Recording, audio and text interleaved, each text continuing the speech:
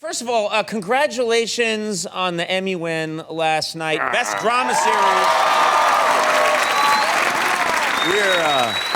We're so proud of that because it means that every single person who works on the show, both in Albuquerque and here in Los Angeles, and the folks in New York, the studio, the network, everybody has a piece of that victory, and that's what we're really happy about. Also, it was clear to me when I went backstage to say hi that you guys have been partying hard for 24 hours. We haven't stopped. He just got in. Yeah, He just now rolled in from all the parties. Yeah. Right. He has no idea who I am right now.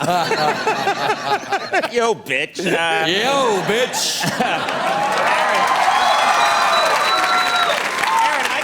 We have so much ground to cover, so much to talk about. Aaron, what I love is that idiots like me and everyone in the press has been asking you guys for months, what's going to happen, what's going to happen, what's going to happen. Your stock answer is everyone dies. That's what you've been saying. Explain that answer. Because just tell me how it ends. Just who dies? Does Walt die? Does Jesse die? Do they kill each other? And then finally just say, listen, everyone dies. This is an easy way out. And does that bother people when you tell them that? Yes. The only one is true, though. Yeah. It's true for every occasion. Yeah. The only one who stays alive is Holly. And so we have a sequel, Holly White. The story continues. The year. She has a little gun. Baby Heisenberg. Baby Heisenberg. Now, Bryan, one of the revelations of this show for you as an actor is that you're such a nice guy. You're such a sweet presence. You're so amiable. But man, you have a scary face when you want to have a scary face, and I don't know how you do it. Well, it's funny you should mention that because I always thought that even no emotion whatsoever, I have a scary face, period. So if, for instance, if I'm looking at this camera, no emotion whatsoever, the thing that you read is fear. That's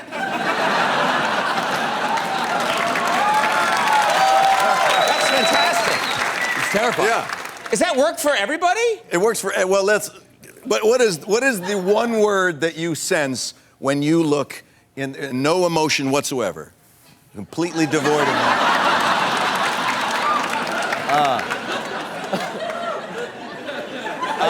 I sense a bit of sadness. It feels like I'm not getting enough oxygen. It feels like something. It's like you wet yourself. Yeah. Andy, let's see yours. What am I looking at? Yeah. What am I looking at? Well, the one with the red light. No emotion at all. None whatsoever. You look angry. You look like an angry principal. You're goddamn right I am.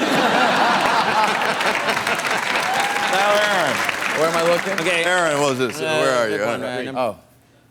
Nothing. No emotion whatsoever. You're emoting something. I'm not trying. Don't do anything. Stop. Wipe it all away.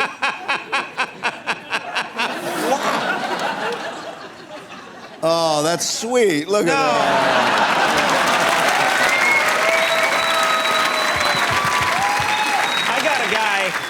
I was getting a guy thinking about lunch. That's what I was getting. I'm really. You've had your fans are absolutely incredible. They are so loyal. Bryan, you say that you got one fan letter that really stood out. Of all the fan letters. We were talking about that, and I said I'm going to bring this fan letter with me. Can I read it to you? Yes, you may. All right. So this is an honest to goodness fan letter. It came to me. It says, "Dear Bryan Cranston, let me preface this letter by saying I have a master's degree in psychology, and I have never been diagnosed with any psychotic disorder." You know when a letter starts out with, I have never been diagnosed with any psychotic disorder. Diagnosed. Yeah, no one's caught me yet. So, I am writing to you because I have been holed up in my apartment for 2 days and nights watching all seasons of your show. I am in love with it all. After I was done with all the episodes, I watched some interviews. And what this has all amounted to is that right now, I am fantasizing about having sex with Aaron Paul.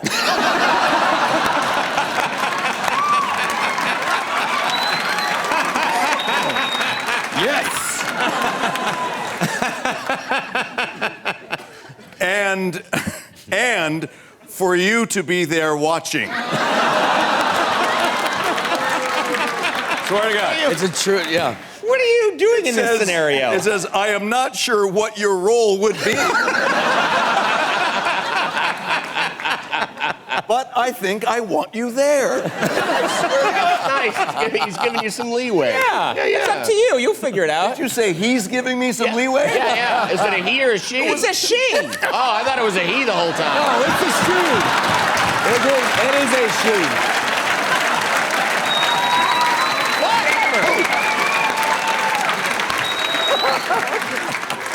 You picture the letter however you want. I'll picture it how I want.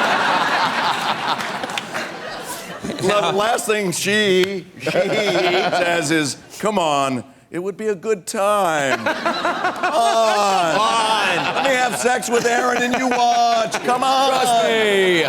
Now, I have to bring this up. There are so many finale theories. There's actually a theory for the finale that Walt's in the witness protection program. He gets a new family.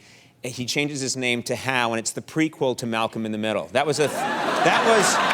Which I thought was ingenious. That's ingenious. That's ingenious. And then that whole series runs. And that series runs, but it already ran, so how do we... Don't you understand, man? Yeah. Man. Time doesn't mean anything, man. Speaking of the last episode, none of us, we don't want to know anything, but what I heard about 2 hours ago was that the two of you read the last episode together. Yes. Before you shot it, you sat together and you read it. Is that right? Yes, there's a really wonderful documentary, that 2-hour documentary, that's going to be in the final compilation of DVDs, and it's really in depth. And we thought it would be a fun idea for Aaron and I to read it cold, out loud, in this documentary. So we read this without knowing what was going to happen, and then they intercut that earlier with Vince Gilligan writing the last episode. That's a great idea. So it was a fun thing. And it must have been very powerful when you got towards the end. It was a